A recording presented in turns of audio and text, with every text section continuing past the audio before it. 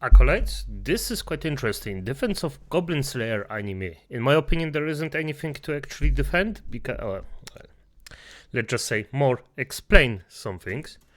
But yeah, I'm a fan of that one. So there's that. But let's see what this is about. I mean, Noxtaku. This is already starting a bit weird, to be honest. This guy, oof, I'm not a fan. Let's just say it like Recently this. watched the Oh shit. Okay, I know Tectone. Not a fan. He just has this opinion about certain things that he didn't come by logic, so there's that. Those two I don't know. This guy I know like a bit. Of course, Chibi reviews. Let's see what this is. This is interesting. This is, I think Noxtaku leads this one, so there's that. Wait, you don't actually see my mouse. I just recognize. What the F? Well, it is what it is. So Tecton, bottom left, I don't know the guy, and on the right top, I don't know the guy. The one in the middle over Noxtaku, yes, I know this guy. He is actually normally quite sensible, so there's that. live stream from a creator named Tectone, who had a few other content creators on to talk about controversial anime subjects. That's good. That's good because, okay, good. And there was one topic in particular I formed an opinion on when it came to the explicit graphic scenes in the first episode of Goblin Slayer, which included, let's say, the word grape. And the question that arose was it necessary for that to be in there, where Tectone makes an example for an anime like Berserk? It is, but for Goblin Slayer, there was pushback saying that it wasn't, from what it seems another streamer named Dantes. And so when I see characters like Guts, who that happened to him when he was a child, I know it sucks to see, but showing that characters can continue to live their life and grow out of such horrific things happening to them, I do think it is important for very horrible things to happen to good characters. Okay, what about Goblin Slayer though, bro? That's just like kind of gratuitous, right? And my viewpoint is that it was necessary. Now, as I give my perspective, this is not a personal attack, bad faith criticism, I hate you, how dare you have this viewpoint type of video. I'm actually not familiar with anyone in the stream except for Chibi Reviews and Nux. Stay strong, Chibi. Glad the crowdfunding is going. Okay, just the guy on the top right. There is no difference in those two things, except that basically the one, you just didn't have a happy ending. So yeah, and of course probably a guy who's very protective of women, let's just say it like this, because I still am in good faith with him. Well, and Nux, the Hassan series is hilarious. So like I said, this is not a hit piece kind of response. I actually enjoyed the stream and the one before. It was really entertaining and just fun to watch a bunch of creators who like anime just talk anime and just joke he and didn't laugh. link it. Now, the argument being made is that when going into Goblin Slayer, the graphic scenes catch you off guard. It's unexpected. You think you're about to watch a more tamed anime. And you think it's like a fighting anime. They're like casting spells, and then a goblin, grabs one of the chicks, they capture the other chick, and then instead of fighting like they do in a normal shonen, which is what I thought it was, like viciously. Which was me as well when I saw certain scenes. I thought, holy shit, this got real quick. Mad real. Like a red wedding type scene where I only need to see it once because it's kind of hard to get through. And that if the story is just throwing it in there just to do it, then it's what I think Dantes was alluding to, though I could be wrong, but that it's immoral, because what if people perceive it a certain way, like it's sexualizing the nature of this grotesque scene, convincing the viewer this act is okay. And then when you see an anime like Goblin, say you don't know what it's about, and then they can have shit like that happens, especially when, it's just like, what the fuck, it's like, you could be making people think that shit like that is okay if, they, God forbid, they can like what they're seeing, So the problem is that I feel like just having it present to be present is just horrible, Whereas in an anime like, let's say, Berserk, having it as an actual thing for the plot that shows, like, all these different things, like, it adds to the story, Now, before I give why it is necessary, first, these reasons brought up are not valid in my opinion. How one viewer perceives the necessity of one scene versus another should not dictate how a story is told. Everything on screen is always the intention of the creator and has purpose, whether we realize it or not or agree with it or not. If that was the case, soccer moms would have destroyed all of entertainment a long time ago, because they're always offended, claiming damn near anything of mature content and entertainment is unnecessary. And anime Saiyan manga would have died overnight from how the United Nations views it, constantly trying to censor it. Now, here's my reason on why it is necessary. Goblin Slayer has a hatred, realistic, merciless view on goblins, and us as the viewer need to understand that perspective of his as we watch him throughout this story. Where we might have the viewpoint, does he need to kill every one of them, even the children though? They could be future allies. But when we see his traumatized past, spoiler alert, from seeing his own sister, Great, treated like a plaything, then eventually killed by the goblins, just even the thought of hearing it is a hard pill to swallow. But we need to see it to understand that even the goblin children he does away with deserve no mercy, only death. He sees goblins for what they are, the representation of the worst aspects of humanity, pure evil. This ain't like the goblins in Re-Monster, where you have some female ones due to evolution. They look alright, bunch of baddies. You might want to start a whole harem with them, but they're not like that at all. As he explains to his girl companion that if you allow even the least bit of sympathy, that naivete will be used against you, leading to your own death. And if you are a woman, even worse for reasons showed in this episode. The facial tormented expressions, the screams of agony, the goblins taking pleasure in bringing immense pain to humans. This isn't just war to them, this is ecstasy. They get off on seeing you tortured, and Goblin Slayer seems to be the only one who takes the threat of goblins seriously. And everyone else in the guild has a dismissive, nonchalant view on them. They're sort of like us as the viewers, not taking this anime too serious at first. But as we dive into this story, just as they dive into that cave. Don't let me leave, Murph! No! Good, I have to interrupt it right now because I want to say something. It's not just that he... The first point is it necessary? It's in the story. So yes, to actually how they showed it, how they showed goblins being just pure evil parasites that need to be deleted for us, the viewer, it's in the story. Point. That's just it. And my question is always, does it do a good job of representing the thing that they want to show? And it does. Because instantly, after I seen this, that goblins actually attack the vulnerable parts of humanity, this would be women, because we want to protect them, or most men just want to protect women from harm. That's just natural for humanity as it is. And if we see that something harmful happens to those, it's just very, very unappealing for us. We wanna kill the thing that actually does this, especially if you think that yes, fate worse than death. In my opinion, acolytes, death is the worst thing that can happen to you. What makes it worse is what happens in beforehand. So the male characters at least die, let's just say, semi-quickly. The women will get tortured before that. That's not good. But I don't think I'm gonna monetize this video after this. And yes, as Montes, as I said, the naivety of the entire thing after hearing, Goblin Slayer, how funny, how those little green red scallions can be in any kind of way, any danger. Yeah, then you have this. Yeah, I think it was very effective.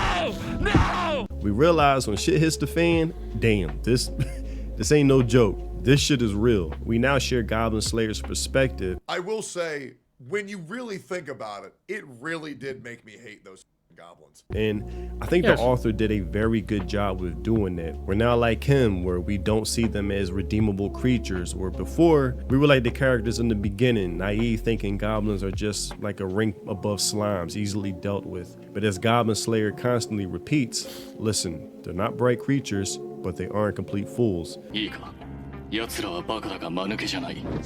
So that's why I think it is necessary. Now, another thing I wanted to get into was Dante's view on how accessible shows like these should be to watch. That they should be heavily filtered because kids can easily access this despite the age rating. Oh, thing is that even if you have the mature warning, there are people that just aren't going to respect it, you know? I don't think having a mature warning is anywhere near enough what you actually need. Honestly, animes like Goblin Slayer I don't think should be allowed on any mainstream anime sites. Like, if there are someone... Where I agree with Chibi on this, on that it's only so much you can do as the distributor before you make the product completely hidden where no one can watch it at all. So I just, I pulled up Goblin Slayer on Crunchyroll. On literally when you start the first few seconds, it says, this program contains content that may not be suitable for all audiences. Viewer discretion is advised. If you scroll down under the episode, it literally shows 18 plus on it. But there is a fair enough warning to warn people that there is going to be shocking content. Because it's behind so many barriers to entry. So putting... To that point, Dante is just arguing not out of logic but out of pure emotion. He doesn't like something and it has to be censored, as I see it. Because even any good faith argument I can give him, no. That's just because you don't like something, it doesn't mean it cannot exist or should be censored.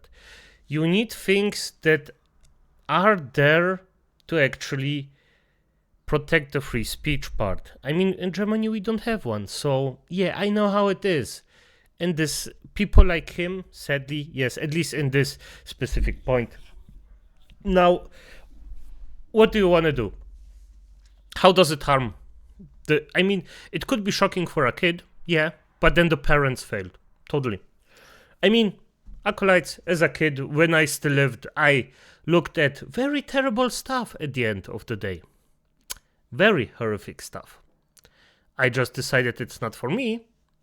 And these days, I am a relatively respectful Lich being that actually likes life. I don't want to end it. I am sure there are people that actually won't get the same thinking out of it as me, but hey, it is what it is. You don't have to censor everything. You don't have to just get it out. And I basically just agree with Chibi on this one. That's nothing. Something, right? Where it's like you have to verify an ID, and then you have to send like the forward and the back and like show that you're them with the AI like face recognition. That's something that they already do on other sites. So having that to access an actual 18 plus section on these anime websites, I think would actually be like something that's almost necessary. So what you're saying is, but you just want more security in order to access it, to reduce the amount of people who might be underage who you don't want exposed to these storytelling mediums. Yeah, exactly. I'm not saying that. Yeah, I absolutely agree with you. Where it becomes like Mission Impossible, trying to break through 100 barriers and decode and decipher 100 pieces of code just to watch the damn thing. And my view is that it can get to a point where the distributor can only do so much where we don't hold the parents accountable. Yes, a lot of parents rely on technology to raise their kids, but that's not the fault of the technology, but the fault of bad parenting. Yeah, I think that's a bad parenting issue, honestly. I agree. It's bad parenting. Okay. And I think this mentality of never being self-accountable and constantly placing blame somewhere else has led to so many problems as is. For example, there's widespread occurrences of Kias getting broken into, and in response, I think Portland, sued Kia, the dealership, for making their cars able to be broken into. What kind of shit is that? So as a response, we punish the product for being stolen, but not the criminals committing the theft. Correct. That's the lack of self-accountability I'm referring to. It's only so much you can do beyond the rated M for mature or 18 plus, the disclaimer before the episode letting you know what to expect. There's always going to be a genius somewhere that can find loopholes or avenues to access content no matter how many walls are placed before it. And I think the other members of the panel bring up a good point of examples like Game of Thrones being behind a paywall of HBO, or Max, whatever you want to call it nowadays, and many warnings that this is not for children, but people below the age of 18 will find a way. And Dantes basically says it's different because anime are seen as kid cartoons, but anime looks like... and Montesese is correct. And the other point is, I don't want a face reading device on my freaking monitor. What, should I now install a camera just because I want to watch some freaking anime 18 plus? No, F you for that. You already have enough troubles with data stealing. Don't add to it. Just let the effing parents do their fucking job for F's sake. Yeah, you actually can just say, hey, if you want to watch Crunchyroll, I'm gonna turn it on for you. Just don't give them the password. 98% of the troubles are gone. Yeah. Your cartoon, right? So imagine you're a parent and your kid tells you, I start watching anime, right? And he's watching things like Attack on Titan. He's watching things like, I don't know, My Hero Academia. It's like, that's a way where, okay, our kid's watching that, it's good. And at the end of the day, as a parent, you're not going to know everything. Yeah, of course, Attack on Titan for a kid is good. And I don't know what he means with kid exactly, because I would say that in the ages between 5 and 12 maybe, I would say I wouldn't show a kid Attack on Titan with that. I mean, for F's sake, I already did it. Or not directly, I actually... a parent, an ex-friend of mine, actually always made fun of me because of this anime stuff, and I can hold a punch. Then she said to me, hey, and there are other things where I just said, okay, she's not worth my time after a while. And her husband, because irrelevant. The things why I stayed there and was friend with them was just something different. But after a while, I said, okay, so you think that anime is pure kid stuff? I explained to her what it is, how it can be. She said, haha, you funny. And I said, yeah, here, Attack on Titan. Show it to the kid. I think the kid was 7 or something like that. Yeah. She just let it run, went away. The kid seen the scene where the Titans actually eat people. Went out. I hope I didn't traumatize the kid too much. And then she said, what did you show me? This is disgusting. This isn't kid show. And I thought, yeah. Good that we agreed on it this time. The kid's fine, by the way. It was years ago. The kid is fine for now. Everything your child's consuming. Now imagine one day he hears about something Goblin Slayer, opens it up, starts watching it. The parents, all they know about it is that's animated. So if it's animated and they're watching all these other things before, then it should be fine. I think having an ID verification 100% for stuff like that is important.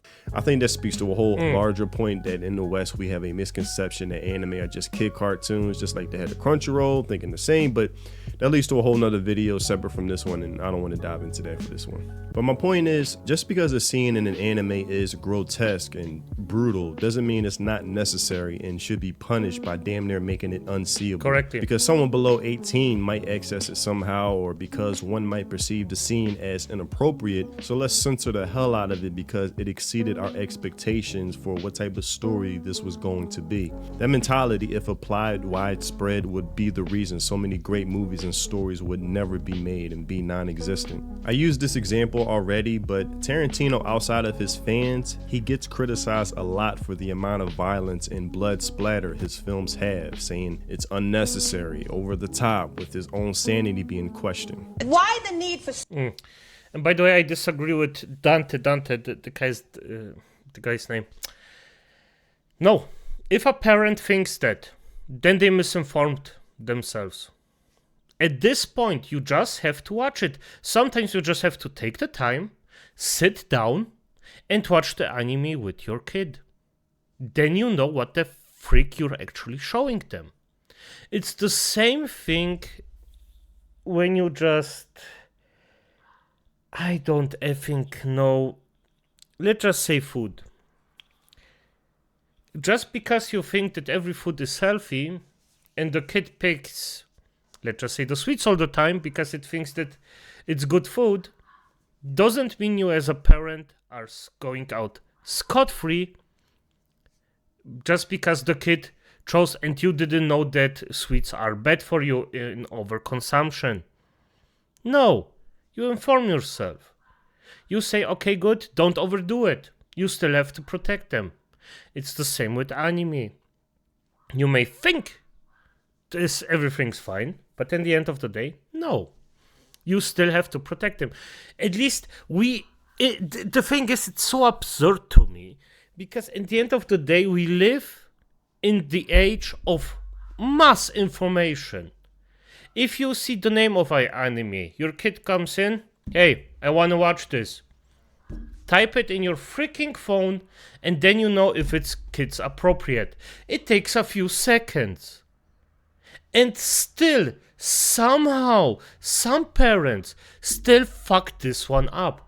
I don't understand So it. much gruesome, graphic violence. Why not let us imagine Because a little it's so of it? much fun, Jan. Get Really? it?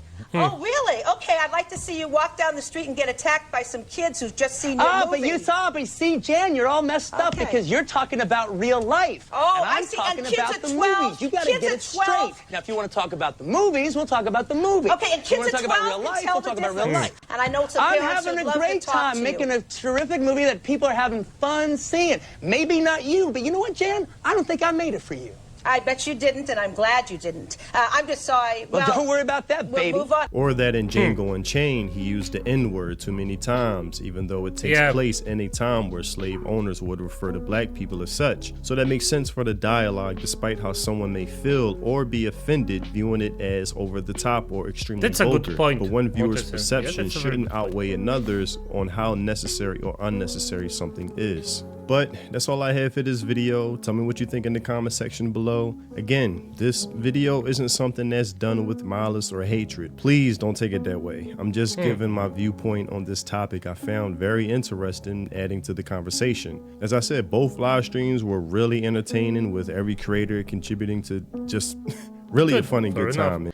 No, I actually think he has some good points here that he mentioned. I'm definitively gonna think about it a bit more, because at the end of the day, yeah, I still think that this is a non-issue and people just overdo it because the sensibilities just get well wrecked on for some effing reason. And in the end of the day, just I don't know. I mean, I'm still one of the people or the liches that say, yes, there are certain things we shouldn't show directly or too massively, or at least make too available. But oh my, Goblin Slayer isn't even that freaking bad. Let's just be honest here. There is way worse on TV that gets literally shown on TV, where it's just like it's not even comparable.